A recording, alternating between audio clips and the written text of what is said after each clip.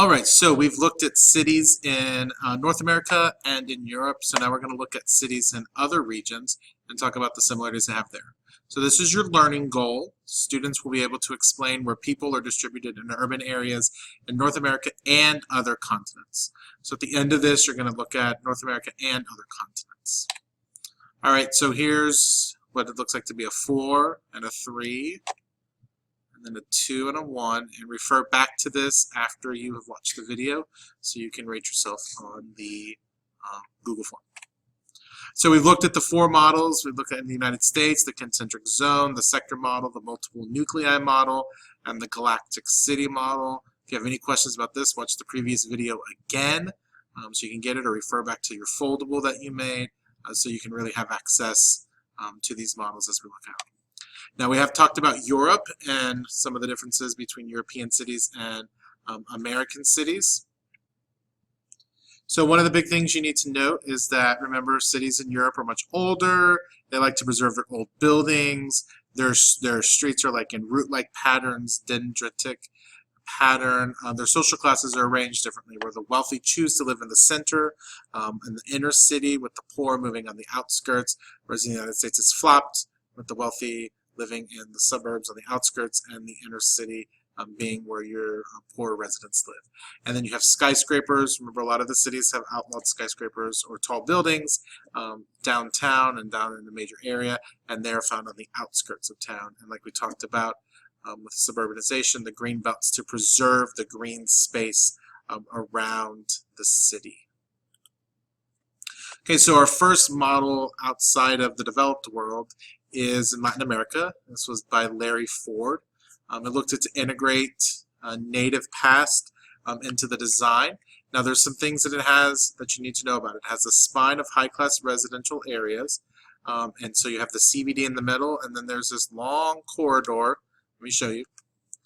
This long spine right down here, down the city, and down into a mall.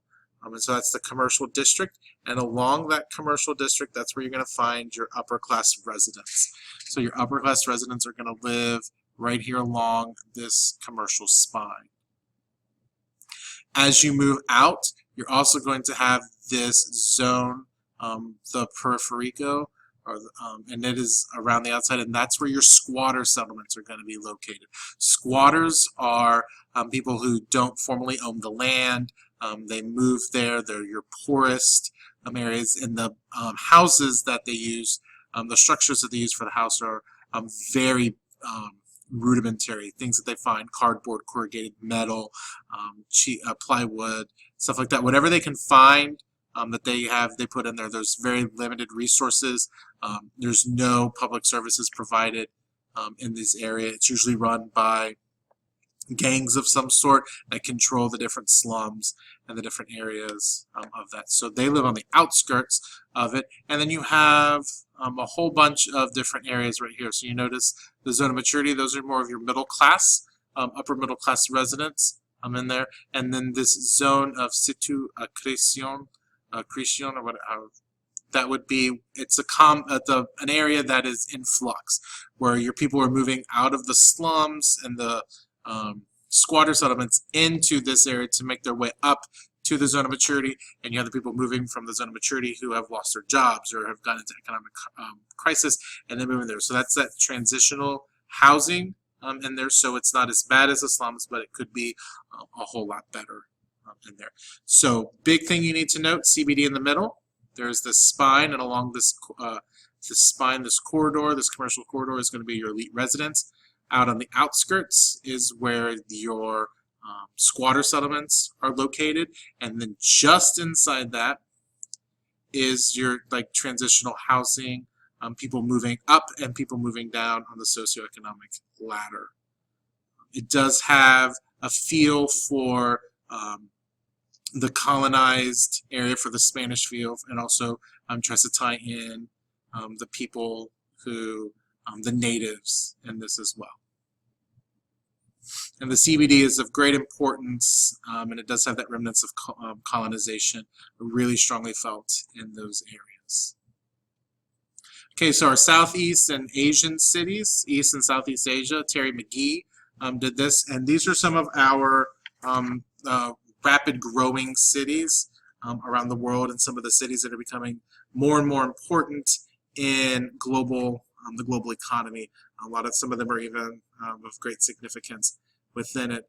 It's led to stronger, this economic development has led to stronger infrastructure. Your roadways, things like that in these cities are becoming stronger and bigger.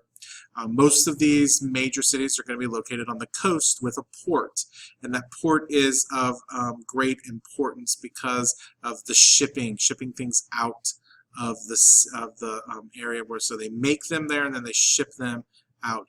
And a lot of these areas set up these special economic zones, or these SEZs, and they are areas designated as Western commercial zones, usually located near the port to easily export products. They have a lot of different economic rights given to these special economic zones than you have in the rest of the country. So in the major cities in China that have the SEZs, they aren't as communist in their approach economically to encourage the Western companies to come and to set up shop there, to have their manufacturing done there so they can ship them out. So they have a little bit more leeway in these SEZs than they do elsewhere. And then there's these entry pots, and Singapore is the greatest example of this. This is kind of a break of bulk point, and Singapore is a big one. It's right at the tip of the Malay Peninsula. Items come down the Malay Peninsula and on train or truck or however it gets there, and then it gets to Singapore, and then in Singapore it transitioned from there onto the ships, and then they ship them out to the rest of the world. So these entrepot cities that re-export goods that are brought into their borders, sending all over the globe. So Singapore is a really good example of what an entrepot is. They have no formal business district, so there's no significant CBD in some of these cities. And then one thing that's growing in each of these is this high-tech corridor, where you have these high-tech companies and high-tech industries agglomerating together in these major East and Southeast Asian cities to help benefit the SEZs and the cities there, but also get cheap labor and stuff like that for the things that they need. So here's a picture of what it looks like. And there, so you see you have the port, which is the significance on there. And then you still have squatter areas, and you still have those suburbs, but those are relatively new in there. And then you have this middle-class residency in here, and then this Western commercial zone. That's the significance at SEZ. I'm putting it in there, and these commercial zones to show the significance of this region. All right, the next one are the Muslim cities, or the Islamic cities, and they have many twisted streets. Why would this be? The majority of these cities are going to be found in very, very hot climates, so they try to create as much shade as they can because of the desert-like climate. The Quran is hugely important to the cities and the city's development. There is, at the center of it, there's going to be a mosque. This principal mosque, or the Jami, is going to be right here in the middle, and then surrounding that is your bazaar. And a bazaar is an open-air market, huge items that they come in and bring, rugs and special silks, and just a whole bunch of different items are sold there, clothes, different types of cloth, food, spices, all these things are sold in this bazaar. This open-air market, which is of great significance as well. It's really, the Middle East has been known for their bazaars, and you see them in the movies, and this is a major traditional aspect of it. A big thing also is that the structures are built to protect the privacy of women. So you're going to have small windows, doors and windows don't face each other. They're going to try to keep it so it's private. They're really big on privacy there, and also for the women, so that if the woman is in her house and she has her headdress and everything's off, that she's not visible to the people walking by on the streets, because that is seen as disrespectful in there. So they create these areas that they do not have women being visible from from the street. Also, cul-de-sacs are very highly coveted because of the privacy that it creates. And they're very densely populated cities. It is a major urban area where in the Middle East, North Africa, because people aren't going to choose to live in the desert. But you have this area, so the cul-de-sacs, although they create problems and they're problematic because of the hinders the traffic flow, they're actually they like them because of the privacy that they create.